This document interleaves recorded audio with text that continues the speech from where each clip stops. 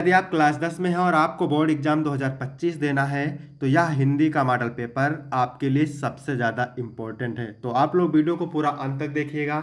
यदि आप वीडियो को पूरा अंत तक देखते हैं तो आपको 70 में 68 अंक लाने से कोई नहीं रोक सकता। तो चलिए वीडियो को शुरू करते हैं।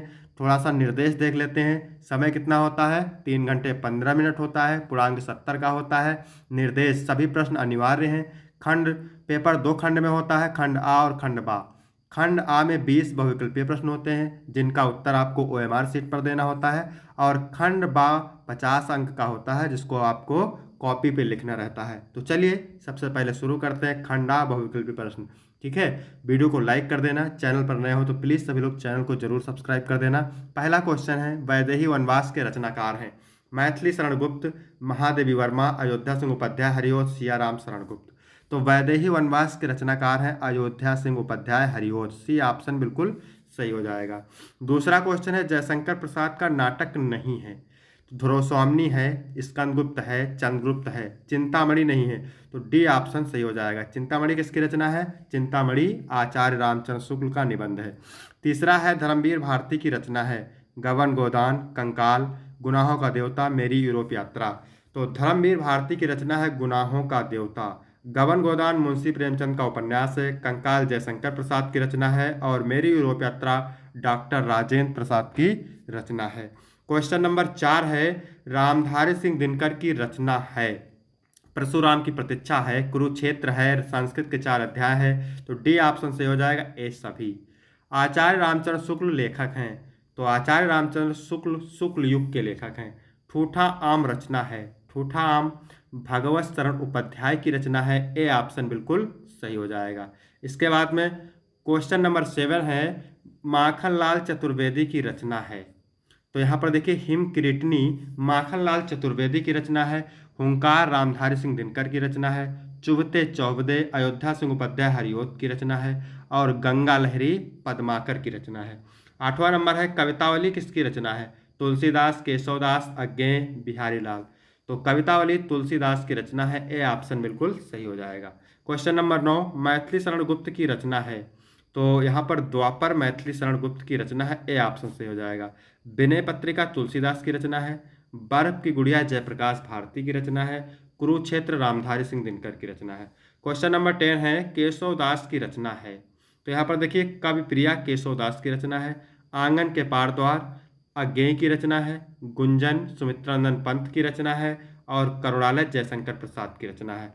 क्वेश्चन नंबर 11 है, शोक किस रस का स्थायी भाव है? तो शोक जो है करुण रस का स्थायी भाव है। बी ऑप्शन से हो जाएगा। पायो जी मैंने राम रतन धन पायो में अलंकार है? तो इसमें रूपक अलंकार है। बी ऑप्शन सही हो जाएगा। ठीक है, जब दो शब्दों के बीच में योजक चिन्ह लगा हो, ठीक है, और सा से सम सरिस समान ना आए तो वहां पर रूपक अलंकार होता है। अगर सा से सम सरिस समान आएगा तो वहां पर उपमा अलंकार हो जाएगा। उत्प्रेक्षा अलंकार में जनु जानो मनु मानो जनहु मनहु आएंगे। ठीक है, रोला छंद के प्रत्येक चरण में कितनी मात्राएं होती हैं? तो रोला के प्रत्येक चरण में 24 मात्राएं होती हैं। या सममात्रिक छंद होता है। ठीक है, इसमें 4 चरण होते हैं। पराजय शब्द में प्रयुक्त उपसर्ग है? तो जय, क्योंकि उपसर्ग किसी शब्दांश के पहले लगते हैं तो जय के पहले क्या लगा हुआ है? परा। ए ऑप्शन सही हो जाएगा। क्वेश्चन नंबर 15 है, नील गाय में समास है? द्वंद्व, द्विगु, बहुव्रीहि, कर्मधारय।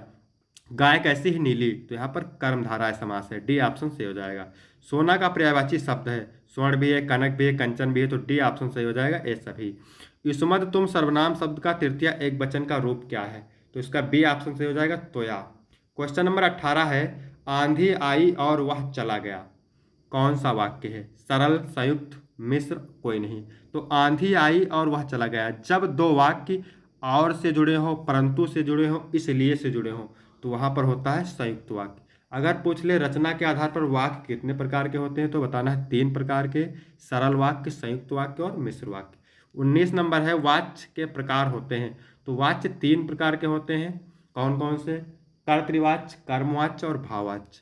हिंदी में पदों की संख्या कितनी होती है? तो हिंदी में पदों की संख्या 8 होती है। अब इसके बाद बात करेंगे खंड बा। ठीक है, वर्णनात्मक प्रश्न। इसमें 21 नंबर प्रश्न है, निम्नलिखित में से किसी एक गद्यांश पर आधारित सभी प्रश्नों के उत्तर दीजिए। 6 अंक का होता है। ठीक है, गद्यांश के नीचे 3 क्वेश्चन होते हैं, 2-2 अंक के, और 2 गद्यांश पूछे जाते हैं अथवा करके एक आपको करना रहता है। तो चलिए गद्यांश को हल करने से सबसे पहले आपको गद्यांश को पढ़ना है। तो हम लोग कच्ची मिट्टी की मूर्ति के समान रहते हैं, जिसे जो जिस रूप का चाहे उसे उस रूप का करे, चाहे राक्षस बनावे चाहे देवता। ऐसे लोगों का साथ करना हमारे लिए बुरा है जो हमसे अधिक दृढ़ संकल्प के हैं, क्योंकि हमें उनकी हर एक बात बिना विरोध के मान लेनी पड़ती है। पर ऐसे लोगों का साथ करना और बुरा है जो हमारी ही बात को ऊपर रखते हैं, क्योंकि ऐसी दशा में ना तो हमारे ऊपर कोई दबाव रहता है और ना हमारे लिए कोई सहारा रहता है। ठीक है, चलिए पहला क्वेश्चन इसमें क्या पूछ रहा है, उपयुक्त गद्यांश का संदर्भ लिखिए। संदर्भ आपको कैसे लिखना है, प्रस्तुत गद्यांश हमारी पाठ्यपुस्तक हिंदी गद्य खंड में संकलित मित्रता नामक शीर्षक पाठ से लिया गया है और इसके लेखक आचार्य रामचंद्र शुक्ल हैं। तो जब भी संदर्भ आप लिखेंगे तो पाठ का नाम और लेखक का नाम हाईलाइट कर देंगे। अब यहाँ पर देखिए क्या पूछ रहा है दूसरा क्वेश्चन, रेखांकित अंश की व्याख्या कीजिए। तो जिस पे रेखा खींची हुई उसी को व्याख्या करना है। तो सबसे पहले पढ़ते हैं, हम लोग कच्ची मिट्टी की मूर्ति के समान रहते हैं, जिसे जिस रूप का चाहे उस रूप का करे, चाहे राक्षस बनावे चाहे देवता। तो चलिए देखते हैं इसकी व्याख्या आपको कैसे लिखना है। तो यहाँ पर देखिए रेखांकित अंश की व्याख्या लिखना है ऐसे, फिर लिखना है लेखक का कहना है कि जब व्यक्ति घर की सीमाओं से बाहर निकलकर सामाजिक जीवन में प्रवेश करता है उस समय उसका स्वभाव कच्ची मिट्टी के मूर्ति के समान रहता है। मिट्टी की मूर्ति जब तक आग में नहीं तपाई जाती तब तक उसे इच्छानुसार रूप दिया जा सकता है। उसी प्रकार जब तक हमारे स्वभाव और विचारों में दृढ़ता नहीं होगी तब तक हमारे आचरण को मन चाहे रूप से में ढाला जा सकता है। उस समय हमारे ऊपर मित्रों के आचरण का गहरा प्रभाव पड़ता है। यदि उस समय हम पर अच्छी बातों का प्रभाव पड़ गया तो हम देवता के समान सम्माननीय बन सकते हैं, और बुरी बातों का प्रभाव पड़ गया तो हमारा आचरण राक्षसों के समान घृणित और नीच भी हो सकता है। अब यहाँ पर देखिए तीसरा क्वेश्चन क्या पूछ रहा है, तो तीसरा क्वेश्चन पूछ रहा है हमें किन लोगों की संगत करना हमारे लिए बुरा है। तो ऐसे लोगों का संगत करना हमारे लिए बुरा है जो हमसे अधिक दृढ़ संकल्प के हैं। यहाँ पर आप देख सकते हैं इसका उत्तर यहाँ पे मिल जाएगा। ठीक है, ऐसे लोगों का साथ करना बुरा है जो हमसे अधिक दृढ़ संकल्प के हैं। इसके बाद चलिए अथवा वाला भी देखते हैं, तो इसको पढ़ते हैं सबसे पहले। हे भगवान, तब के लिए विपत्ति के लिए इतना आयोजन, परम पिता की इच्छा के विरुद्ध इतना साहस, क्या भीख ना मिलेगी? क्या कोई हिंदू भूपृष्ठ पर बचा ना रह जाएगा जो ब्राह्मण को 2 मुट्ठी अन्न दे सके? यह संभव है, फेर दीजिए पिताजी, मैं कांप रही हूँ, इसकी चमक आंखों को अंधा बना रही है। तो आप समझ गए होंगे कि ये ममता चैप्टर से लिया गया है। तो पहला क्वेश्चन यही पूछता है उपयुक्त गद्यांश का संदर्भ लिखिए। तो सेम प्रस्तुत गद्यांश हमारी पाठ्यपुस्तक हिंदी के गद्य खंड में संकलित ममता शीर्षक नामक पाठ से लिया गया है, इसके लेखक जयशंकर प्रसाद हैं। अब दूसरा क्वेश्चन पूछा गद्यांश के रेखांकित अंश की व्याख्या कीजिए। तो जो रेखा खींची हुई इसी की व्याख्या करना है। ठीक है, तो हे भगवान, तब के लिए विपत्ति के लिए इतना आयोजन, परम पिता की इच्छा के विरुद्ध इतना साहस, क्या भीख ना मिलेगी? क्या कोई हिंदू भूपृष्ठ पर ना बचा रह जाएगा जो ब्राह्मण को 2 मुट्ठी अन्न दे सके? तो चलिए देखते हैं इसकी व्याख्या आपको कैसे करना है। तो व्याख्या आपको लिखना है, रेखांकित अंश की व्याख्या हर डालना है। हे भगवान, मेरे इस पिता को धिक्कार है, यानी ममता कहती है, हे भगवान मेरे इस पिता को धिक्कार है जिसने मुसीबत के समय के लिए अपना ईमान धर्म बेचकर घूस के रूप में यह स्वर्ण राशि प्राप्त की है। मेरे पिताजी कितने मूर्ख हैं जो यह नहीं जानते कि हम अपनी इच्छा से कुछ भी नहीं कर सकते। यदि हमारे भाग्य में मुसीबत है तो उसे किसी भी स्थिति में टाला नहीं जा सकता। सारे संसार के धन संपत्ति हमें उस मुसीबत से छुटकारा नहीं दिला सकती। इस विपत्ति को देने वाला परम शक्तिशाली परमपिता परमात्मा ही तो है जो सारे संसार का संचालन करता है। जब उसने विपत्ति दी है तो उसे किसी भी स्थिति में टाला नहीं जा सकता। वह अपने पिता से कहती है कि पिताजी, आपने यह अच्छा कार्य नहीं किया।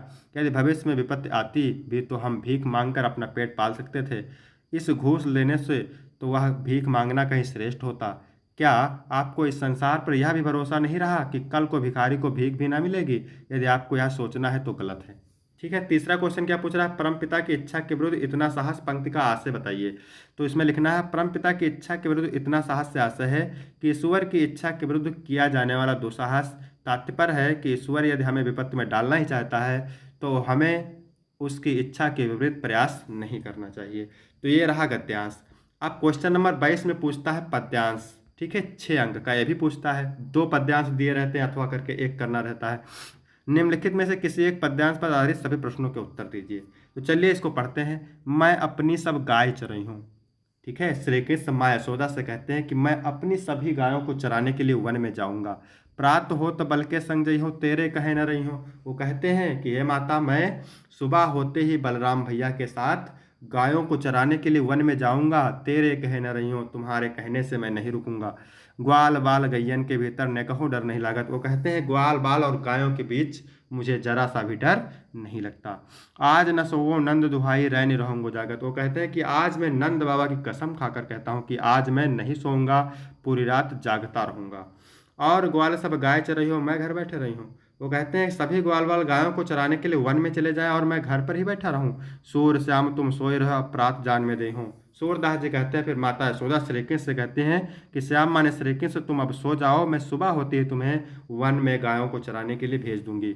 उपयुक्त पद्यांश का संदर्भ लिखिए। तो आपको पता है पद नामक चैप्टर से लिया गया है और सूरदास इसके कवि हैं। ठीक है। दूसरा है पद्यांश के रेखांकित अंश की व्याख्या। तो हमने व्याख्या पूरी बता दिया है। गाय को चराने के लिए कौन जाएगा? तो गाय को चराने के लिए श्री कृष्ण जाएंगे। ठीक है। इसके बाद अथवा वाला भी देखते हैं क्या है।